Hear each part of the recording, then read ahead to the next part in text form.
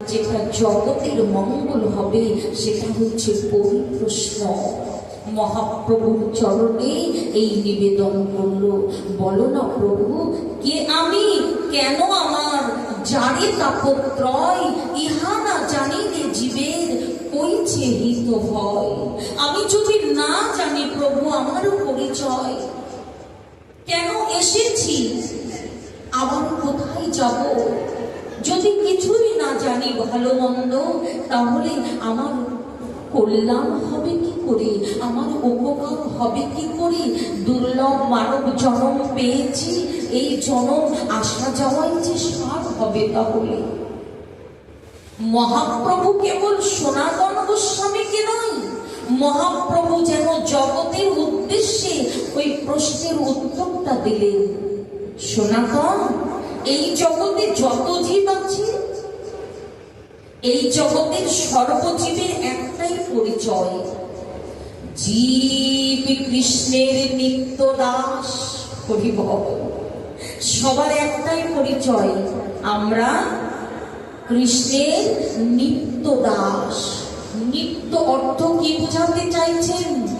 এই জীবের দেহের বিনাশ আছে, মৃত্যু আছে, ক্ষয় আছে, পতন আছে, ধ্বংস আছে, কিন্তু পরমাত্মার কখনো মৃত্যু নেই।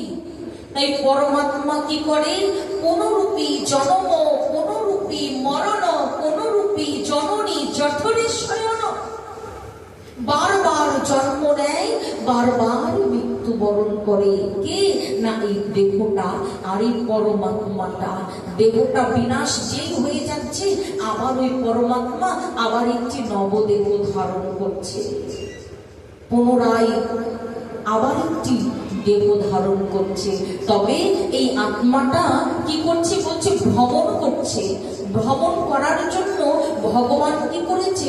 84 লক্ষটি যোনি সৃজন করেছে।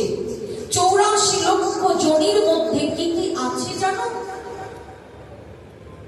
জলজানবলক্ষানি স্থাবরং লক্ষ বিংশতি, ক্রিময়ী রুদ্র শঙ্কমা 10 লক্ষ কম্পক্ষিণা, 30 লক্ষানি পৌষমা, 4 লক্ষানি মনুষ্যা। এই হচ্ছে 84 লক্ষ যোনি। এই আত্মাটা আমরা যে যেমন কর্ম করব, ঠিক কর্ম অনুসারে আমাদের আবার একটি দেহ হবে, আবার একটি জন্ম হবে।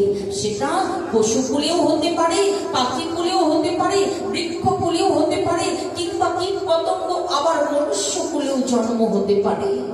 তবে এই জন্মটা হচ্ছে দুর্লভ জন্ম। মনুষ্য জন্মটা হচ্ছে দুর্লভ জন্ম। মহাজন বললেন, এই মনুষ্য জন্মের জন্য সুন্দর সংসার দিয়েছে ভগবান। পশু পাখি কীট পতঙ্গ বৃক্ষ তরুলতা কারো কিন্তু সংসার নেই, কেবল মনুষ্য জন্মের জন্য এই সুন্দর সংসার কেন দিয়েছে? না স্ত্রী পুত্র পরিজন আত্মীয় স্বজন ভালো মন্দ আহার বিহার শখ বিলাসিতা অর্থ বিষয় ভোগ করার জন্যই কেবল নয়।